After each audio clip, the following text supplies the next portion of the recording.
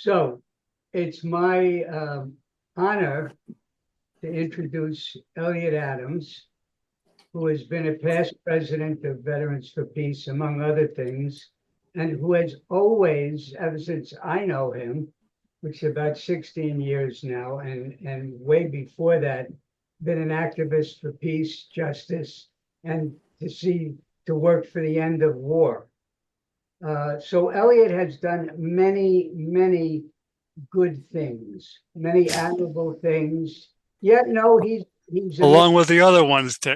well, yeah, I'm going to get to that. I'm going to get to that. He has courage and conviction, and everybody who knows him is aware of that. Elliott walks his talk. You know, whether you agree with him or not, he walks his talk, and he's a sincere man, and we know that. But I have one thing that I think a lot of people are going to hold against him when I tell you about this. This is the one thing we can hold against him. Some 15 or 16 years ago, I was in Washington, D.C., and I happened to be outside of Hillary Clinton's office. And I was wearing civilian clothes. I didn't have any VFP stuff on. I didn't have anything indicating I was a veteran. In fact, I wasn't a member of Veterans for Peace at that time.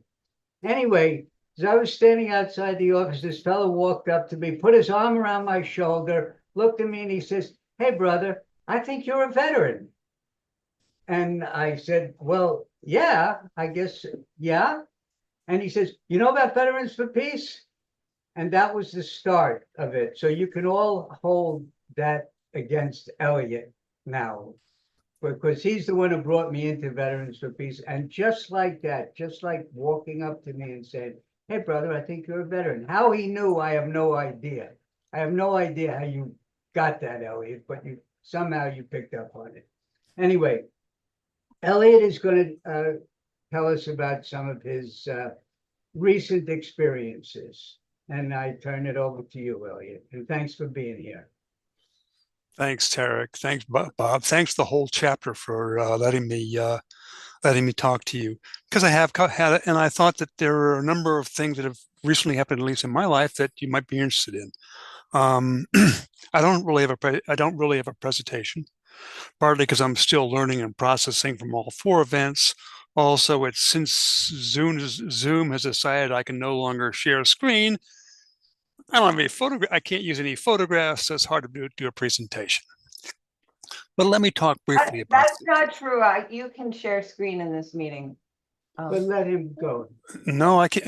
No, I doubt. Okay. I doubt it. But anyway, I'm not prepared because it's been. Yeah. Anyway,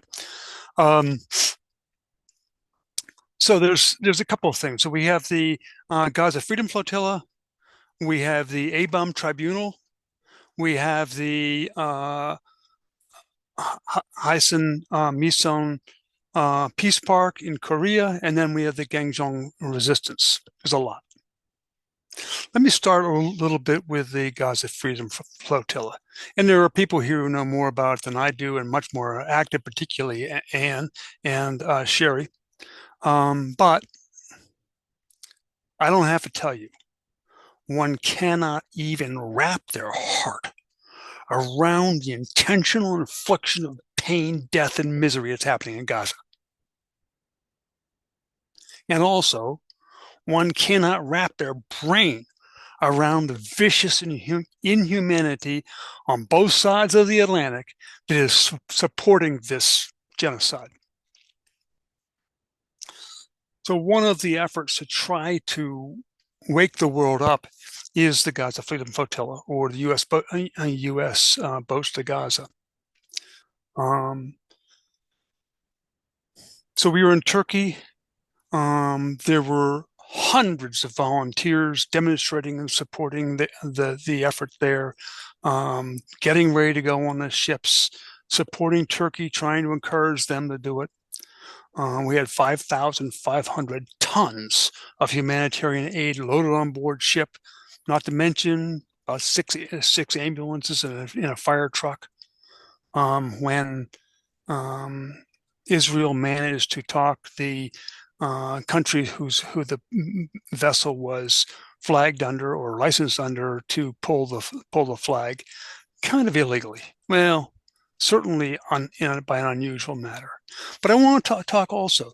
There were something like 20,000 turkeys, people from Turkey who volunteered to be on that trip. I was walking. Just this personal story. I was walking in the yard of the Blue Mosque. I was wearing a Break the Siege t-shirt, and a woman in a hijab came up to me and said, "Are you part of the flotilla?" And I said, "Yes." And she said, "I am so jealous." So that was an interesting thing. Now, I want to say that Israel did stop the ships from going. The Gaza flotilla is not dead. It's still going on, trying to move ahead. I think any support you can give it, especially political at this point, would be valuable. And I just want to say, Anne, is there anything you want to add to that? Well, thank you. The only thing I'll add is that we do have a ship, the Hondola, that is on its way between Spain and France, and it will be heading toward Gaza in early August. We're hoping that the Break the Siege ships of the flotilla will be sprung from the clutches of Turkey in August so that it can join. So we have a lot of momentum going, and it is one of the, citizen activists things, that we physically can do. And so we appreciate all the support of everyone who has been a part of it. And also on here is Michael Jacobson from the state of Washington that was with us in Istanbul then. Thank you. So thank you, Anne. So in the interest of time, since we have so much to cover, I'm going to go on to the Gangjeong struggle. As you all know, there was the effort to keep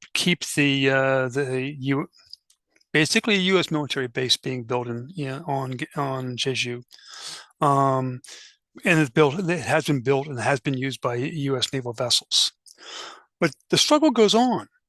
I was impressed by the struggle that goes on there and deserves our support. I mean, daily they're still doing the 100 bows. And at my age, getting up to a standing position and then going down with your head in the floor and getting up to the standing position 100 times every morning was good for me. And then we do the hands around the base. They basically have an organization that is still dedicated to that struggle. They have daily masses on the street near the base. It's an ongoing struggle. If you can connect with it, do so. I will say that for me, the outreach was just almost overwhelming. The attention and support they gave me.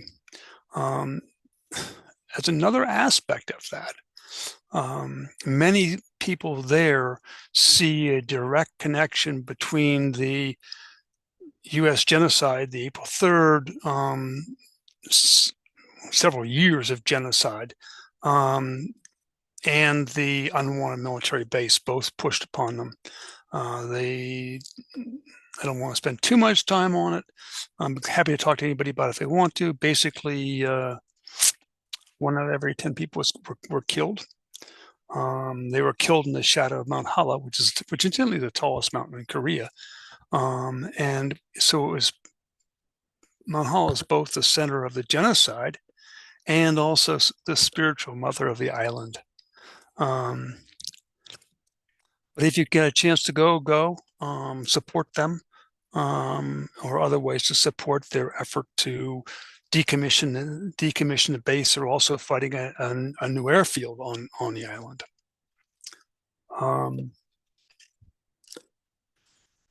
So then I want to go on to, I'm just going through this fast because there's a lot of 4 different things here. The Aisen Misu Peace Park Project, which is a 22nd commemoration ceremony we were at. It's 2 women going to school were run over by an M60 tank, and it fostered a candlelight demonstration, hundreds of thousands of people in the streets that went on for quite a long time. Very powerful, beginning of the building of a resistance to the U.S. occupation in Korea, and I call it an occupation. They have a park. The park is shaped like a shoe, like the kind of shoes they wore, in commemoration of the fact that the only thing that they could recognize the young women by is their shoes. As you can imagine, being run over by a tank, there's not much left. The paintings in the park are very moving. I will say the students we talked to were interested to hear, Ellen was with me, to hear us saying that the U.S. is occupying Korea, that Korea is being positioned to be the center of the attack on China, that they are going to be the victims of the attack. So the students were interested to hear that. Ellen, I'm going to give you a chance in just a second. I'll say one personal story, which is kind of interesting. So when I was deployed in Korea, and I use deployed, not served, for reasons you all know. When I was deployed in Korea, every morning we raised the American flag, the Korean flag, and the United Nations flag. As you may know, the UN has said you don't have a right to raise the UN flag. It's not part of the UN. But when we went over to Pyeongtaek, you could see the United Nations command on a building. But the only flags that flew were the American flag, the Korean flag, and the POW/MIA flag, which is sort of interesting. Ellen, do you have anything you want to add to that about that?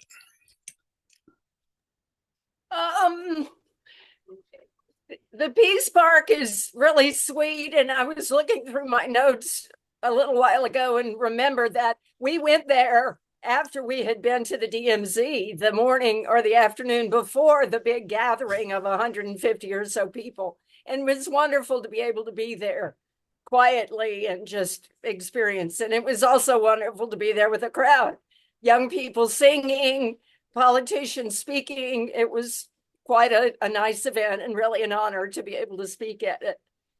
And the ongoing struggle to challenge, see, part of the deal is it was bad enough that the girls were crushed.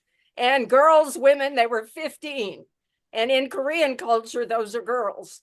We are not so sure of that. So we asked, and we called them girls in Korea. Anyway, young women, they were 15. They were on a civilian road where a tank and a convoy of trucks came face to face with each other. And obviously that was way the hell too much for the width of the road, but it was a civilian road. Yes, it was a war game, but the US does not own every inch of Korea, but they act like they do. And that is atrocious. And even when it's not an actual war, just war games, it kills civilians. Not okay.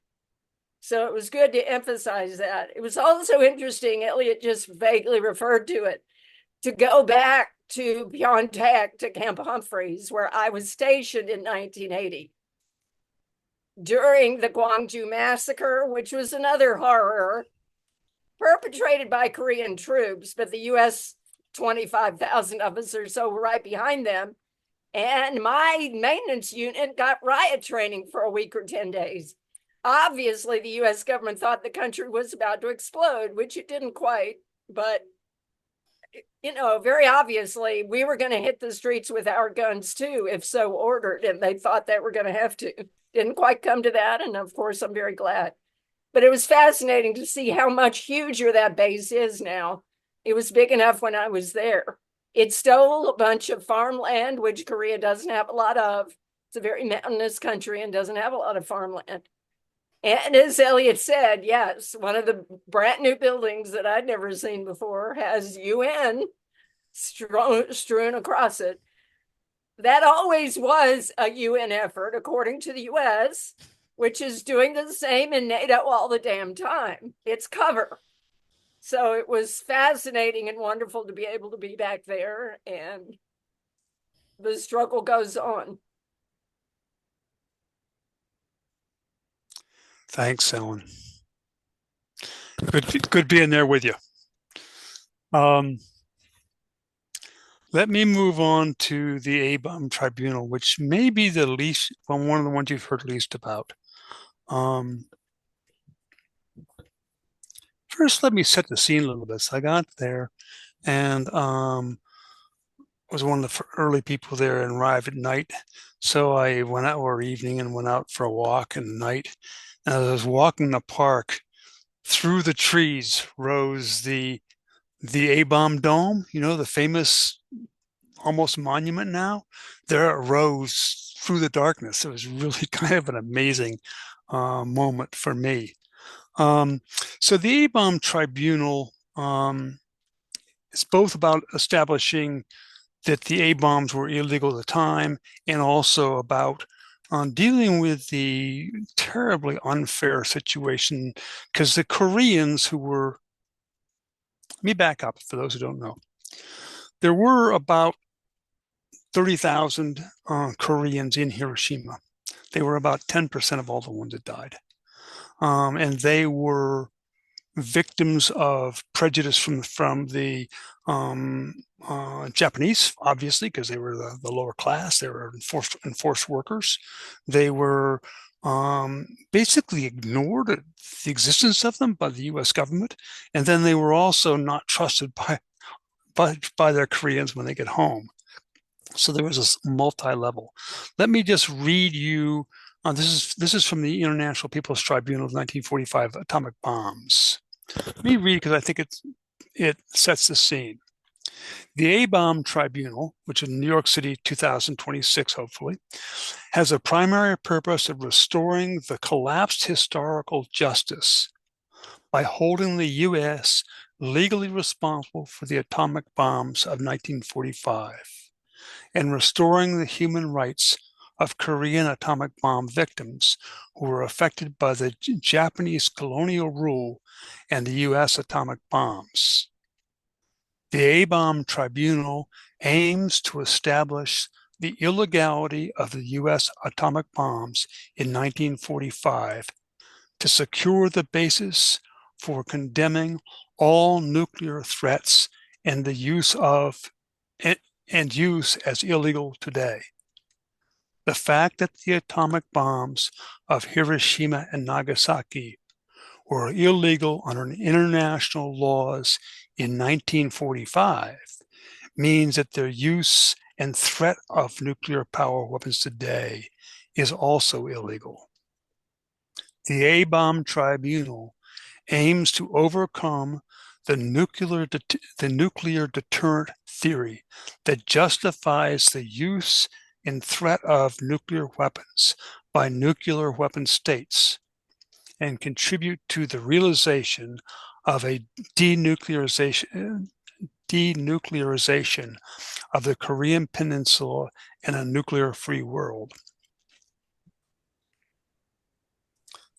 So that's what the A-bomb tribunal is about. Oh yes, here is the A-bomb, the so-called A-bomb dome. So that's the basis of the tribunal.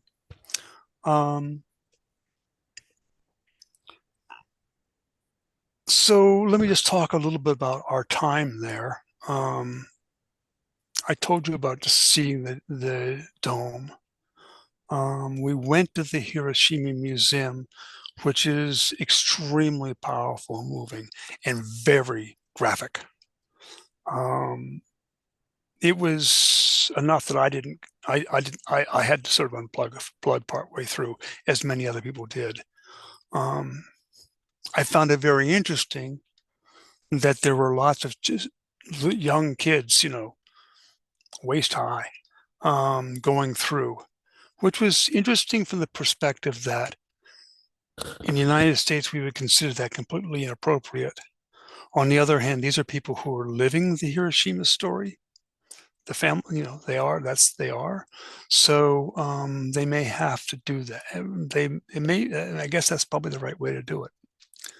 I'll tell you a little bit another thing, which is about the Korean victims of the bomb. And in fact, I think I'd like to read off of a plaque that was there. Not very good drawing, a photograph, but this is the Monument to Korean Victims and Survivors. Incidentally, originally this was not part of the Peace Park. It wasn't allowed in there because it was Korean, and it, you know, but since then they moved it to Korea. End of World War II, there are about 100,000 Koreans living in Hiroshima as soldiers, civilian employees of the army, mobilized students, and ordinary citizens.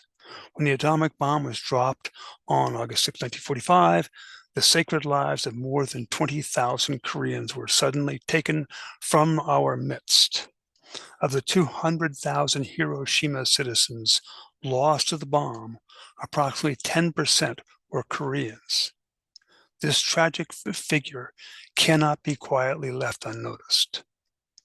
The Korean victims were given no funerals, no memorial services, and their spirits hovered for years, unable to pass on to heaven. Then on April 10, 1970, this monument was erected in the corner of Hiroshima, the city of peace, by the Hiroshima prefectural branch of the Organization of Korean Residents in Japan. The monument was erected in the hope that the souls of those patriots brought to misery through force will come to rest in peace. It is also an expression of our demand that the A-bomb will never be repeated. We pray, of course, for the solace of those lost lives, far from their homeland, but killed on foreign soil. However, we also pray that the plight of the Korean survivors, poorly understood even today, will emerge into public awareness, and that reasonable assistance to these survivors will be provided immediately. So that had sort of two aspects. One is the Koreans, and the other, and let me stay with the Koreans. There was a very moving, for example, launch of where they put prayers on boats and floated them off in a river, and it happened in the river below the A-bomb dome, which was kind of touching. But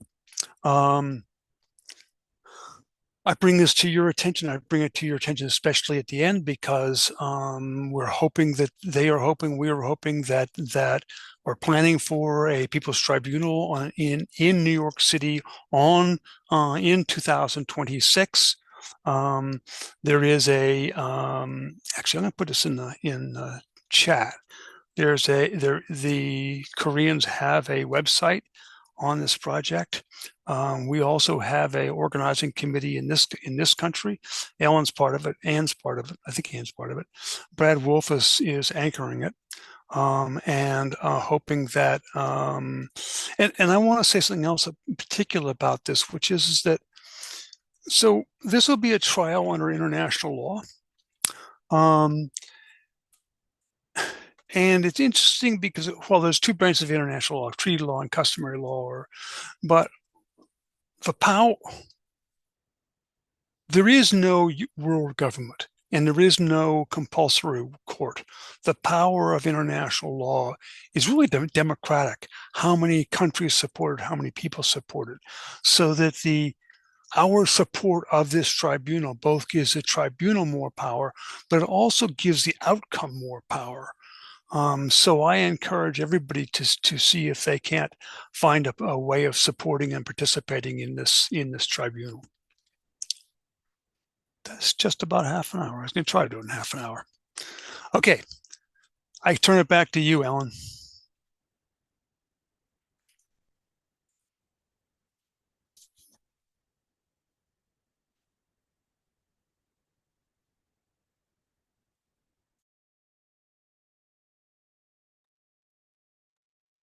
You're muted, Ellen. That's because I mute everybody. I'm an equal opportunity muter.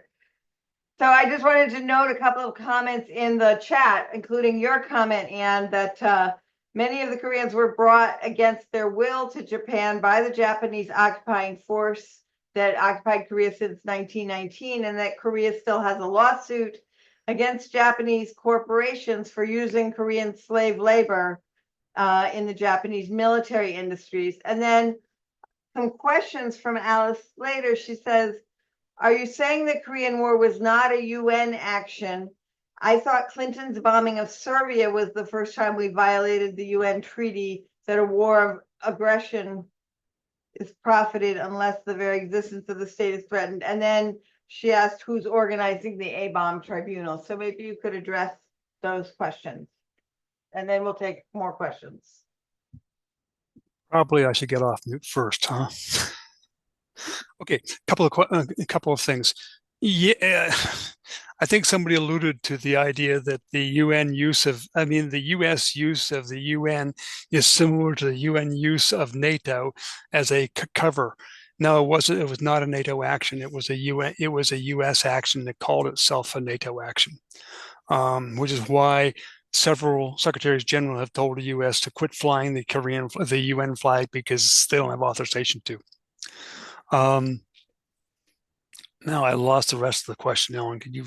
It's well, who's organizing the tribunal? Okay, so it's largely being organized by Korea. So the point being is that at the end of the war, the U.S., not surprisingly, the U.S. occupied Japanese government gave up their right to sue the U.S.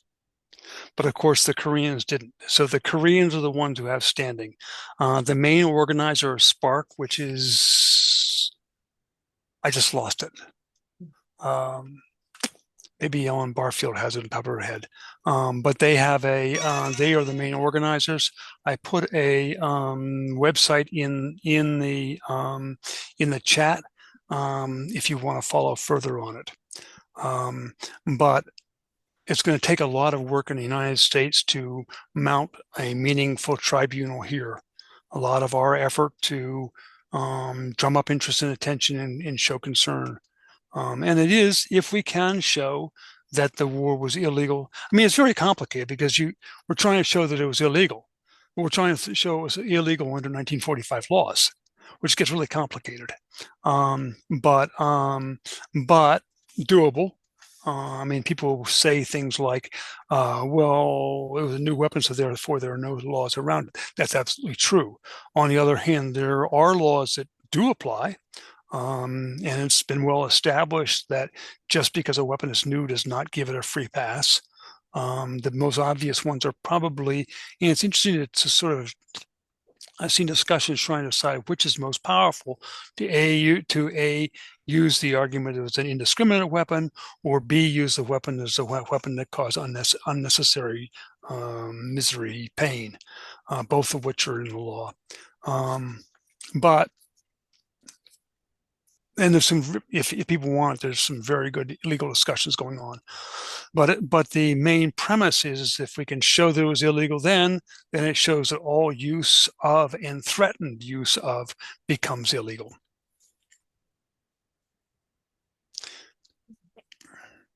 So can we take some hands? I see Alice Slater has her hand up, and then Tell Alice to unmute. unmute yourself, Alice. Thank you. Thank you so much for your presentation. I learned a lot, but not to belabor the point. We just passed a treaty that said all use, threatened to use, possession is illegal. We passed this international treaty for the prohibition of nuclear war. So I don't think we have to prove it in this case. What you have to do is put some liability on somebody. You don't have to prove they're illegal. They're illegal. I don't know, lawyer, but. And the other thing, are you saying that the UN we didn't get a vote in the UN to go into Korea? We went in on our own? I believe so, yes. And General MacArthur took the UN flag with him. Among other awful things General MacArthur did. The list is very long. Thanks. I mean, I think there's the problem with international law is that there is no compulsory court. Nobody can hold anybody in. And in fact, it's part of what you would see if you read the Justice Jackson's introduction to the Nuremberg tribunals, which basically says, look, you can't punish a country. You can only punish individuals, which is a valuable concept, is to punish those who, because trying to enforce international law is really complicated, because it's basically a democratic process where as long as the people, enough of the world, enough of the people, enough of the power holders support the punishment, it will happen. If it doesn't, they won't.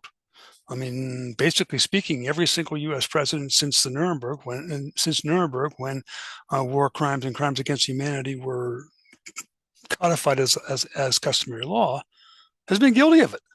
Should be prosecuted, and we should prosecute them, but we don't.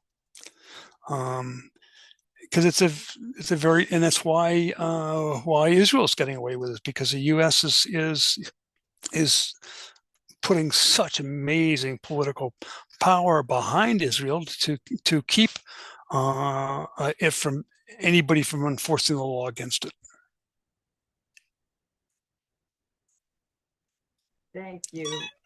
I want to just note, Subok thanks you for bringing up the question of the Korean victims, and he says that Japan pushed the Korean laborers to the most dangerous places, and then afterwards they were not eligible for treatment because they were undocumented. Where does that sound familiar? And then Anne has put into the chat a long, which I'm not going to read, but a long comment about, I think, from the mission statement of the ABOM Tribunal. So if people are interested in that, they should look in the chat. So I see Michael Jacobson, our guest from Bellingham, Washington, has his hand up. Unmute. He's working on it.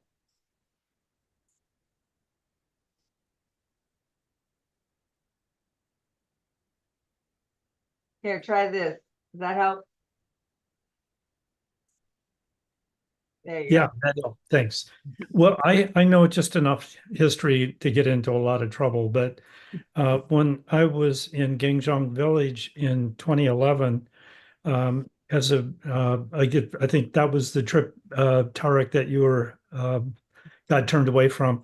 Anyway, it was just brings back a whole lot of memories, and the main thing for me was the learning about the history from the people there, and the fact that basically the United States put in the Syngman Rhee government, basically a dictatorship that was trying to take over, but that's all kind of foreshadowed by the background that the U.S. had supported the U.S. had supported the Japanese against the Koreans back like 1905.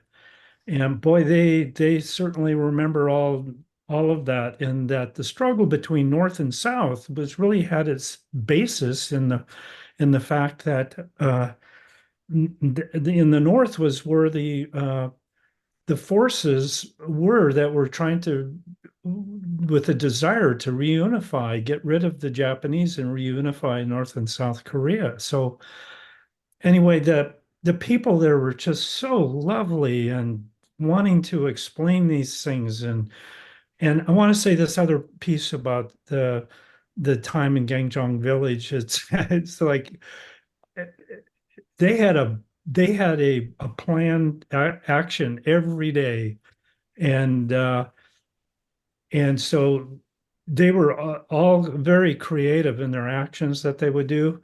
And we'd go enter in by sea or through the front gates, or just all sorts of different actions. And we'd come back in the evening and they would dance and sing, and boy, they knew how as a community to have fun with their activism. So they were very powerful, strong-willed. I guess the last thing I want to say was just that I just got that deep sense of commitment to reunification of North and South. And so, of course, when I come back here, and all you ever hear about is how terrible the North is, the communist North. But they just, when I say they, I said the majority of the people I ran into just really wanted deeply to reunify North and South Korea. Thanks. Thank you. You said something. Park is raising his hand. Yeah, by the way, thanks, Michael, for that. And during that time, Elliott and I both were trying to get to Jeju Island. And when we went to, we got to Jeju Island to go through customs, and I remember handing my passport, and I think Elliott had the same experience, handing my passport into the fellow behind the desk there. I could see in the background my picture, and he just looked at it and looked at the passport, looked at me, looked at, and then took the passport. And both Elliott and I had to were not allowed to go in, which was a shame. But we did eventually get in, not that time, but another time. Ellen Barfield has a hand up.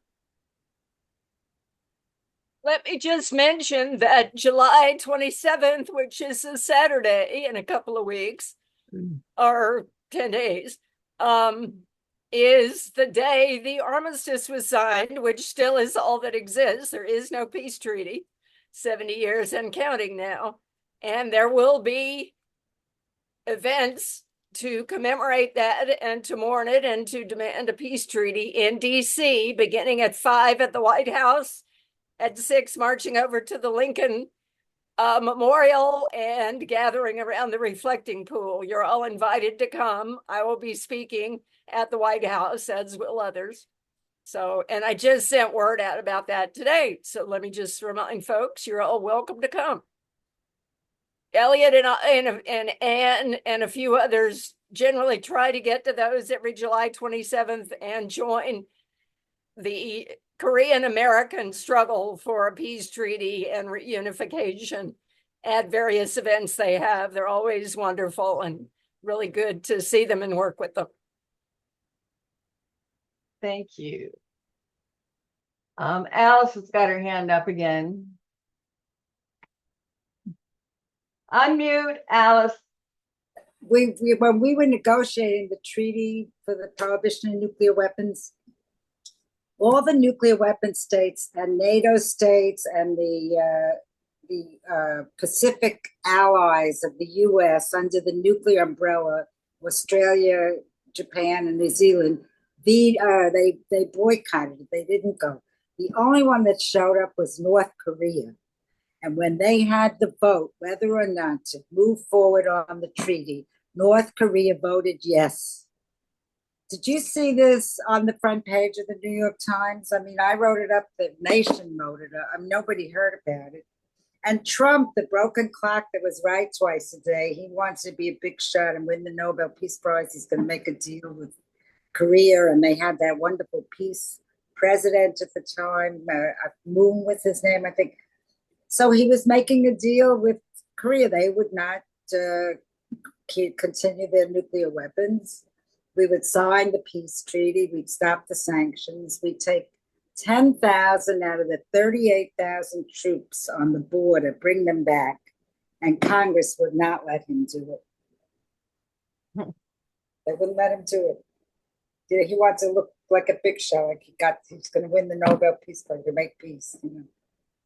Anyway, it's pathetic. Thank you for that background. So do we have any other questions for Elliott, who I have to say, I think that you set a record for the amount of time you didn't take as a speaker. So I think it's great that we have more time for questions. So here we go, Ann. Well, what can we do to help with the memorial in South Korea for the young girls that were killed? And then what type of support should we be planning to provide for the A-bomb tribunal in 2026? Excellent question. So I think that the Peace Park project is trying to build an archive to be a permanent collection of the record, and of course it's not just about the two young women. It's about the U.S. occupation and the price it costs Korean civilians. So they're trying to build an archive building, and for that, frankly, I think they need money. That's also under Spark. So I think that's the biggest thing if we can do for them. The A-bomb tribunal, I would recommend. Could I intervene for a second, Elliott? Yes, because please our do. direct host in Korea, Reverend Hee-hyun Kim, will be in the U.S. in September and October. He is a Presbyterian, I think, minister and will be doing church things, but he'll also be in New York City and doing some fundraising. So there'll probably be some events. You're invited. Get out your checkbooks. Thanks, Ellen.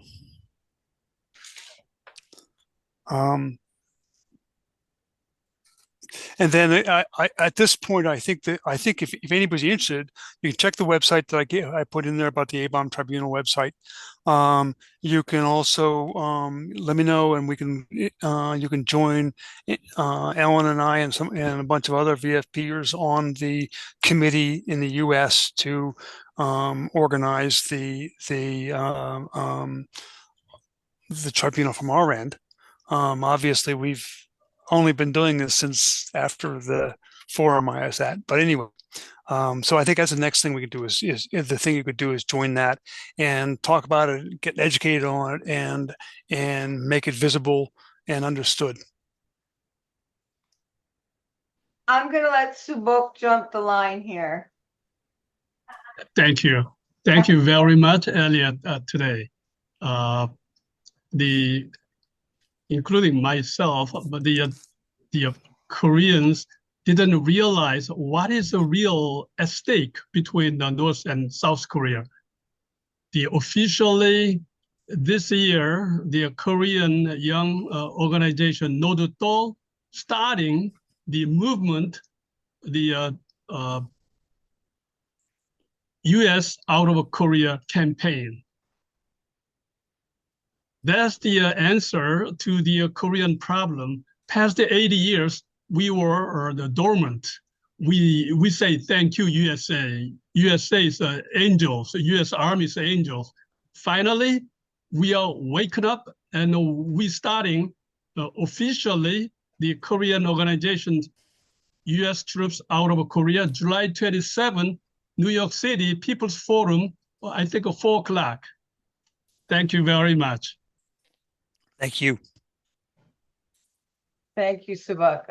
Sherry has a hand up. Thanks, Elliott. I did not know, or it was not on my radar, the involvement of Korea in Hiroshima. And that should have been on my radar, and I had new learnings today. Thank you. On a segue, can you give us a little bit of insight on the October delegation to Palestine, if it's not outside the scope today? Well, it's just that's a peace team that Meta Peace Team is mounting. We're training now and preparing to go in October to do peace team work.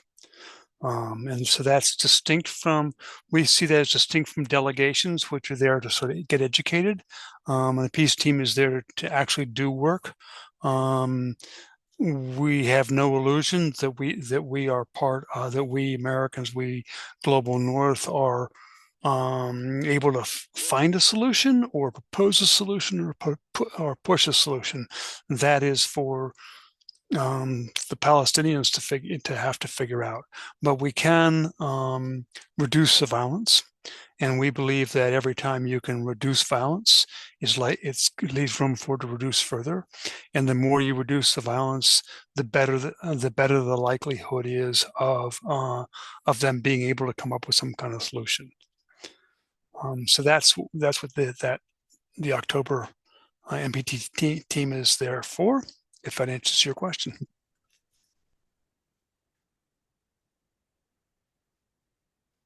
Anthony. Okay, thank you. Oh, thank you very much, Elliott. I'm sorry I got in a little late. Just a question on the tribunal. I apologize, I haven't looked through it yet.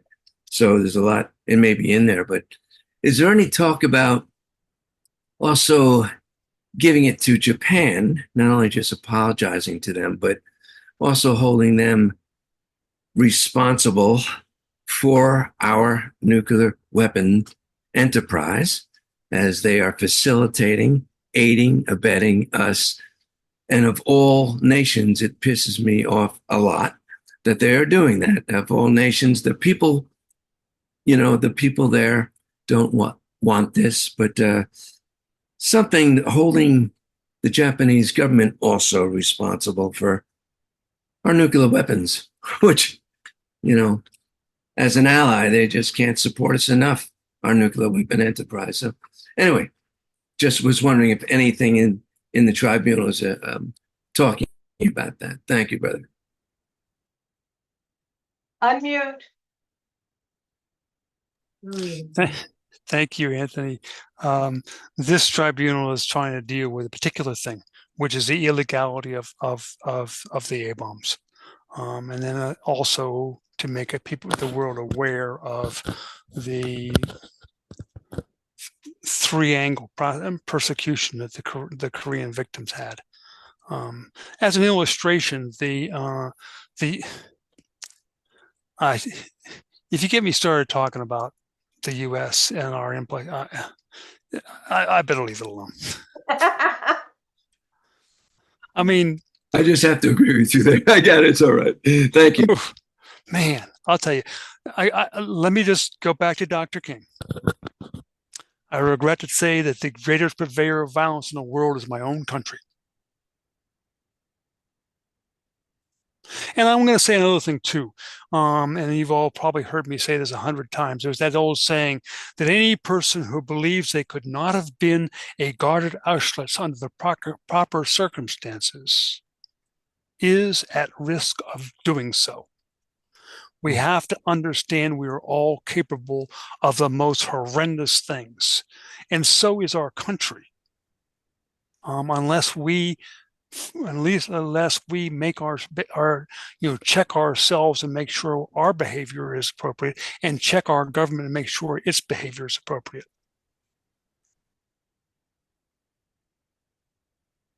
Thank you, Elliott, for that. Michael, unmute yourself. Oh, good, you are. I think I am. Yeah. Yeah. When I was over there in 2014 in Korea, I did get approached by an older gentleman who was a tank captain or a commander, and his name was Samuk Choi, and he had a Veterans for Peace cap on. And I talked with you about this, Elliott. There's, apparently it had formed entirely, I don't know if entirely separate, but anyway, I'm curious to know whether or not there's a contingency for this upcoming tribunal, if there's a contingency of Korean Veterans for Peace. Does anybody know? As far as I know, there is not. We have lost track of the Korean, the VFP Korea. I will note, and I will notice particularly because Ellen Barfield's here, because she was the one who brought it to our attention when Korea asked to become a chapter of Veterans for Peace.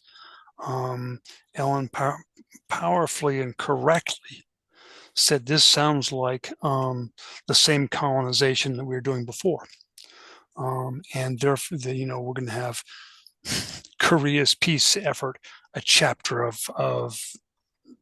the American effort. The result was we didn't offer them. We chose not to give them a chapter. We chose to have memorandum of understanding by which they could use our logo, or could use our name. They could use, and we work in a statute by which we would be equals on our own right, rather than them a chapter of ours. But we seem to have lost track of them. They were pretty old mostly, and I don't know how active they are, and we haven't been able to find them, at least recently.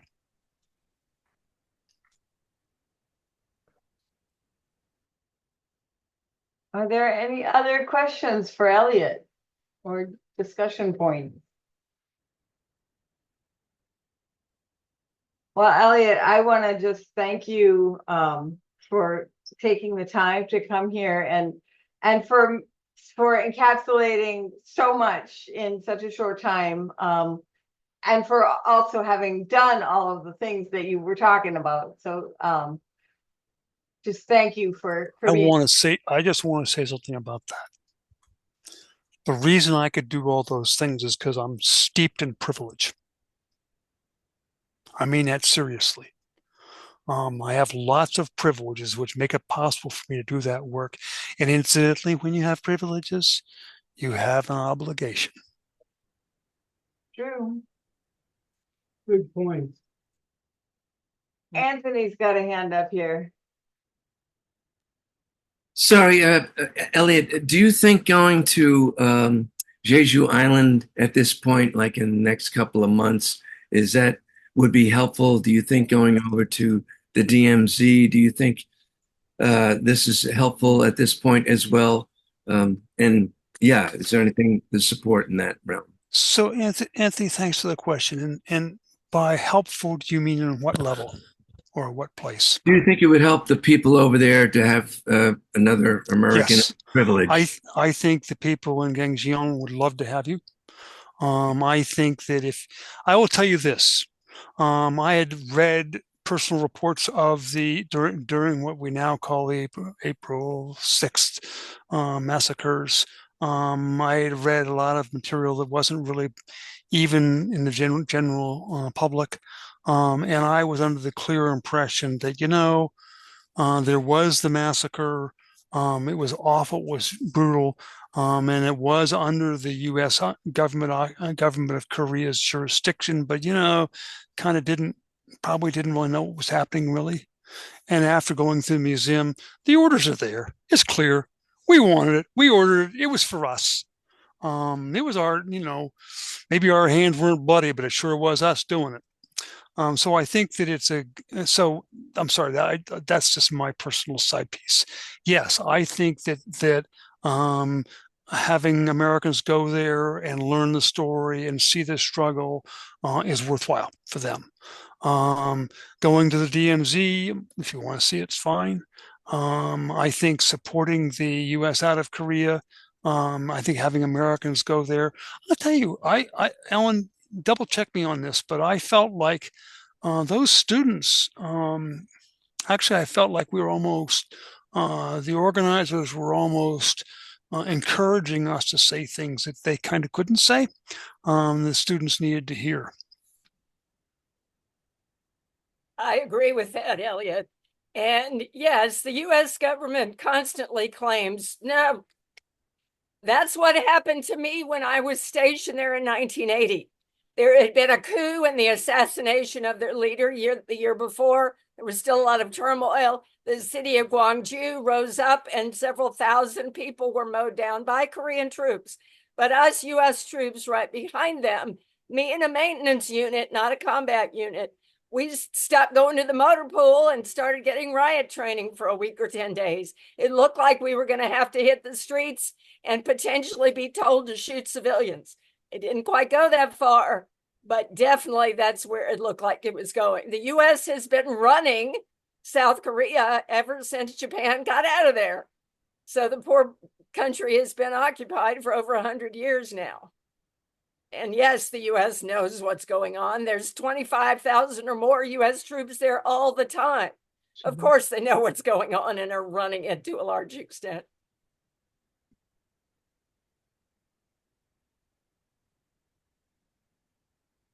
Thanks, Ellen. No, Subak was just giving a thumbs up. So anything else? And Yeah, the yeah. invaluable. Put your And video on, girl. in 30 let's see, turn it on. In 30 minutes, we have the Korea Peace Campaign, Veterans for Peace, Korea Peace Campaign monthly meeting. So if anybody is interested in learning more about Korea, we would love for you to be on that call. Maybe And we can put a put the, link in the chat. yes, we'll put the Zoom link in the chat. Elliott, you could probably do that better than I since it's your Zoom link. Thank you. Keep the meeting going on long enough, Ellen, for me to dig that up. Yeah, we have a little more, a few other items of business besides you. So are there any other questions for Elliott, or should we leave him to dig up the link and move on to some other agenda items? I think I want to say something about the delegations and peace team going to places like Palestine, Okinawa, Jeju Island, all of that. Wherever we go as U.S. activists, it cements these chains of solidarity. And the solidarity is so important, the solidarity and the friendship, to know that there are people outside of where you are suffering, like the people in Jeju, to know that there are people from America who care and who have solidarity with their cause and who have unity with their purpose. It meant a lot. And it always meant a lot. We were always appreciated wherever we went like that. Just for having that common cause, that solidarity as human beings, transcending national boundaries, transcending national identity, there as human beings from different parts of the world coming together. And I think that is absolutely invaluable when we go to a place in support and standing with people. And I want to note that when Tarek says delegation, because Elliott made the distinction between delegations that go somewhere to learn and the Meta Peace Team, for example, which goes to join in the struggle. And delegations that I know that Tarek and I have put together have all been more like the Meta Peace Team delegations, in that we're there to stand with and not just come fact find. So anyway, solidarity. Solidarity. And so Elliott has put this link in the chat, and so has Anne, and Cats. and the cat has not deleted it. So it's worth noting that the struggle in Korea is really an international struggle, against U.S. hegemony, and we're supporting. And yeah, Absolutely. It's one of the key pivot points of U.S. imperialism, in particular in that region, I think. For those of you who are familiar with Animal Farm, the North Korea's U.S. is the U.S.'s snowball. Yeah. All right, Ellen Barfield. Just another piece of the ongoing U.S. imperialism and oppression of the world is that right now, beginning on my birthday, June 26th, thank you very much, and running into early August, is an ongoing huge naval military exercise called RIMPAC, referring to the Rim of the Pacific, which includes about 30 nations, about 10 of which are North European NATO member nations. What the hell are they doing in the Pacific? But this is further saber rattling toward China, and Korea and Japan have both been dragged in as partners with NATO a few years ago. And the Koreans do, with reason, hate Japan. So that's interesting for the Korean civilians. And, you know, the saber rattling and the war games just go on constantly. It's just outrageous.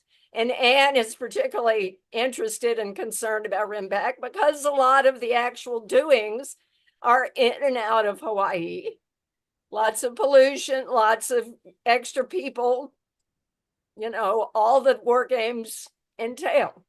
So it goes on. And I want to note these war games are practicing two things: either decapitation of North Korea's command or invasion of North Korea. I mean, And see the then we biggest wonder why they don't trust us. exactly. Oh, So and that's why they're building nuclear weapons, et cetera, et cetera, et cetera. It ain't complicated. nope, it is not. All right. On that note, again, I want to thank you, Elliott, for covering 4 topics in one meeting and doing a great job on all of them, and for all the work that you're using your privilege to do, and to note that there's the links in the chat for the Korea Peace Campaign meeting, which starts at 8 o'clock. Is that right? So, but before that, so I think we're going to go back to, I'm going to stop the recording and we're going to just do the rest of our chapter meeting here. So.